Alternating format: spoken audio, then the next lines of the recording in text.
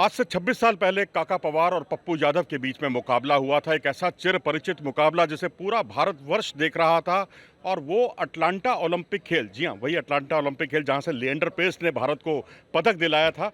उन्हीं खेलों में कौन जाएगा, भारतीय कुश्ती को रिप्रेजेंट करेगा, उसको लेकर इन दो दिग्गजों के बीच में एक चिर परिचित लड़ाई हुई थी, संघर्ष हुआ था बहुत ही ज़बरदस्त। और वो बहुत हाई प्रोफाइल मुकाबला बन गया था, जिसमें राज्य के मुख्यमंत्री भी थे और सुरेश कलमाडी से लेकर और कई गणमान्य अतिथि वहाँ पर मौजूद थे।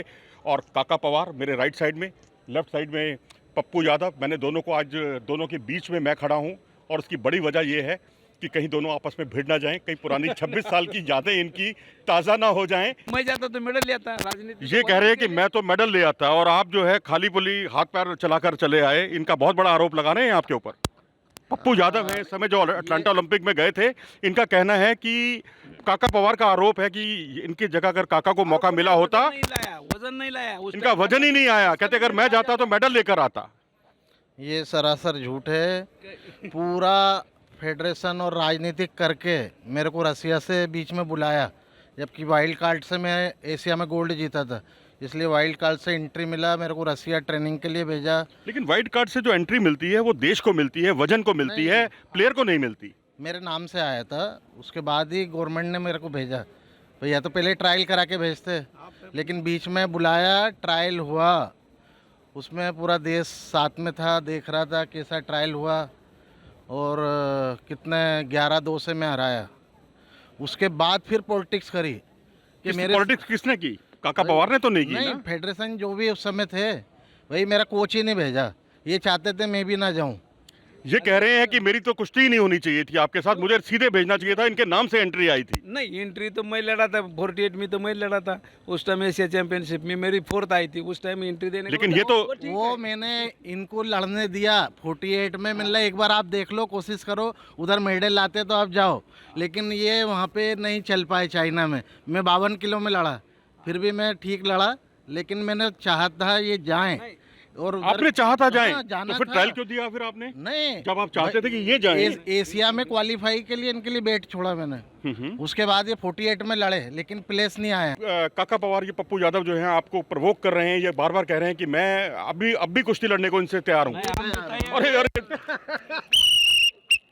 मुझे लगता है मुझे रेफरी बनना पड़ेगा। आप इनके बीच में जो कुश्तियाँ हुई हैं, लेकिन अब गंभीर करते हैं कि आज आप रोल मॉडल थे दोनों, पप्पू यादव भी और काका पवार भी। ग्रीको रोमन शैली की कुश्तियाँ आपके बिना उसकी शुरुआत ही नहीं होती थी, कल्पना ही नहीं की जा सकती थी। लेकिन आज क्या वजह है कि पप्पू यादव, पहले मैं आपसे पूछता हूँ कि मध्य प्रदेश से ग्रीको रोमन के पहलवान क्यों नहीं निकल पा रहे, जबकि आप एशियन चैंपियन भी हैं, ओलंपियन भी हैं, और भी बहुत सारे आपने खिताब जीते, दिग्गजों को हराया, लेकिन आप वो रोल मॉडल क्यों नहीं बन पाए?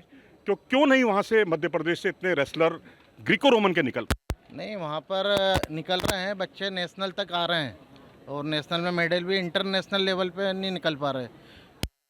वही वहाँ हमारे इतने सेंटर नहीं है, और ग्रीको का इतना चलन भी नहीं है, गवर्नमेंट की तरफ से भी कोई हेल्प नहीं है, और सेंटर भी कम है, इसलिए फ़र्क पड़ रहा है। और काका, आपकी क्या राय है कि महाराष्ट्र से जो रेसलर्स हैं वैसे तो बहुत अच्छे निकल रहे हैं, लेकिन ग्रीको रोमन में उतने उस लेवल के नहीं निकल पा रहे हैं कि हम दूसरा काका पवार हम कहें कि कोई आ गया है वहाँ से? हमारे महाराष्ट्र में सबसे खिलाड़ी ठीक है, ग्रीको रोमन में कम निकल रहे। हम दोनों भी जब नए थे, ग्रीको रोमन मालूम नहीं था हमारे को भी, जब रुजनिश की इधर आया था, मेरे घर से 89 में आया था ना। आपने तो प्रियव्रत को हराया था, जहाँ तक मुझे याद है, पिंपरी चिंचवड़ में। या नेशनल में पहली बार मैंने गोल्ड जब लिया, प्रियव्रत को हरा के। 15-0 था उस टाइम का नेम था। तब से कुश्ती अभी चेंज हो गए, कुश्ती का बहुत, मतलब अभी आगे बढ़ने लगी कुश्ती, हर चीज़। ग्रीको रोमन हमारे देश में थोड़ा सा कम है, और सिखाने वाले भी कम हो गए, ये भी अपना अपना ड्यूटी करने लगा, हम भी ड्यूटी करने लगे। जो ग्रीको रोमन क्या है, वो देवानंद था, वो गुजर गया अभी एक्सीडेंट से। मतलब कई लड़के ठीक निकले थे उस टाइम हमारे रुजनी से ना, ग्रीको रोमन सिखाने वाले। 86 केजी के बारे में क्या कहेंगे? यहाँ नेशनल गेम्स में तो तूफान मचा दिया, इतने तगड़े पहलवान उतरे। कभी सुनील को देखा हमने, हरप्रीत को देखा, और अच्छे जो रियो ओलंपिक में जिन्होंने भाग लिया था, खत्री, वो भी हार गए इस मुकाबले में। क्या कहेंगे आप? नहीं, हार जीत तो होती रहती है, इस वजन के बारे में क्या कहेंगे कि क्या वाकई हमारा ये वजन बहुत स्ट्रांग वजन है? हाँ स्ट्रांग वजन है हमारे सभी, मतलब नीचे से ऊपर तक स्ट्रांग है। और थोड़े से ग्रिप देना पड़ेगी गिर मन के लिए, तो बहुत फ्री स्टाइल तो हमारे हिंदुस्तान की शुरू से है। पप्पू जी, आप क्या कहेंगे इस बारे में? काफ़ी अच्छे बच्चे हैं, फाइट भी देख रहे हैं हम लोग, तो काफ़ी उम्मीद है कि ये लोग इस वेट में कुछ करेंगे देश के लिए।